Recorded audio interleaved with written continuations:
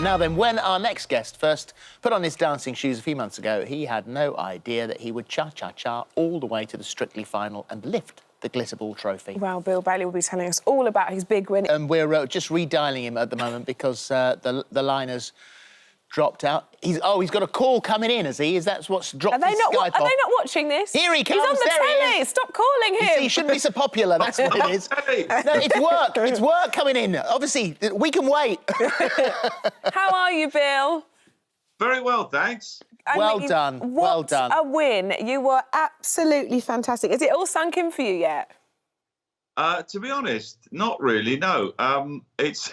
I mean, it's a bit of a daze, really. I've after we got to the final and then we finished and there was we got presented with the glitter ball, and then because that night, as you remember, we had the new restrictions were imposed, so we couldn't really celebrate. So we went home, and we've been home ever since, really. So I've got a little glitter ball to remind me that it happened, and I watched the dances on YouTube just to remind me. Oh yeah, that actually happened. That was me. No, it still hasn't sunk in. If it hadn't been for the pandemic, you would never have done this because you are, I think, probably one of the most busiest entertainers, constantly travelling the world. So to give it 12 weeks would have been impossible at any other time.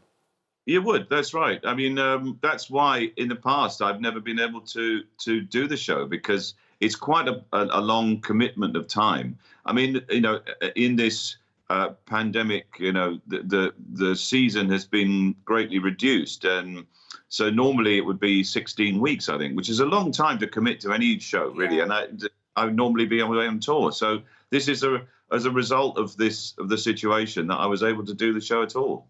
And when people sort of sign up for these shows, I often wondered, do you know how good you are at dancing at that point? Or do you kind of think, I've got a little bit in my locker, but do you prepare to be as good as you actually are? No, I honestly had no idea what was going to happen. I mean, I think I've said, my expectation was so low. I'd set my expectation bar very low, almost to the point that I was going to damage myself, fall over, trip over, knock a camera over, cause an accident. I mean, and when we started dancing, I guess I realized that I had rhythm. I think that's the thing that perhaps was something which I was going to rely on, my ability to follow a beat, to be musical. That side of it, I thought, well, at least I'll have that. But to be able to learn choreography and dance with a partner in couples dancing is a completely new world to me. So it was all a bit of a revelation, I've got to say. Well, it's, you've said it yourself, that you go in there and people are thinking, oh, it's going to Ed Balls, oh, it's going to be Anne Woodham Hits, and that sort of, he's a comedian, so maybe it is going to be the funny one.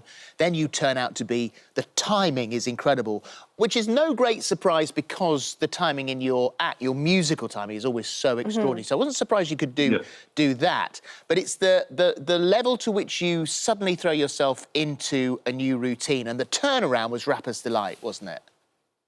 Yes, I think so. That's right. I mean, that was week 4, and it was a bit of a risk, really. It was quite an intricate, complex routine, and it's to a song which has never been used in the history of Strictly before. Rapper's Delight by the Sugar Hill Gang, and so there's a risk that first it's not going to look great, or I'm going to get it wrong.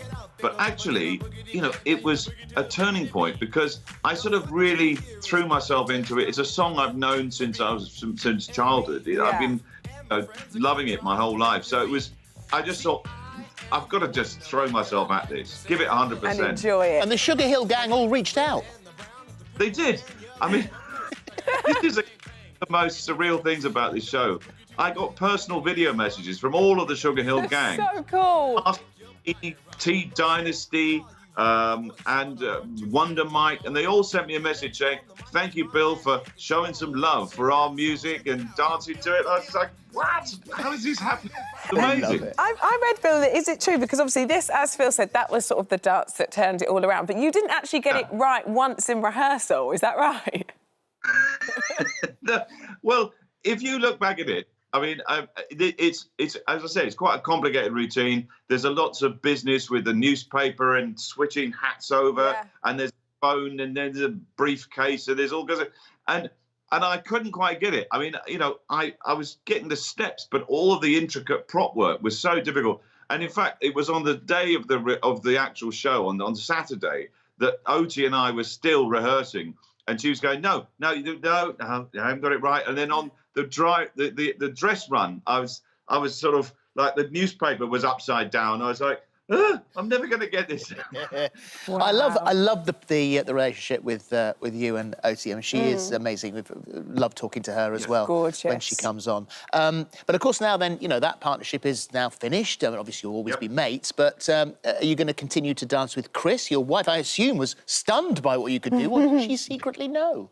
She was. I don't think anybody in the family really knew that I was able to do this, and myself included. I mean, so yes, I hope so. I mean, she's said to me, she's indicated that, you know, she'd like to learn a few steps. So I've said, great, let's learn a few simple stuff, bit of waltz, maybe a Viennese waltz. We will surprise when we get to have a family, you know, meeting, well, a party, whenever that is.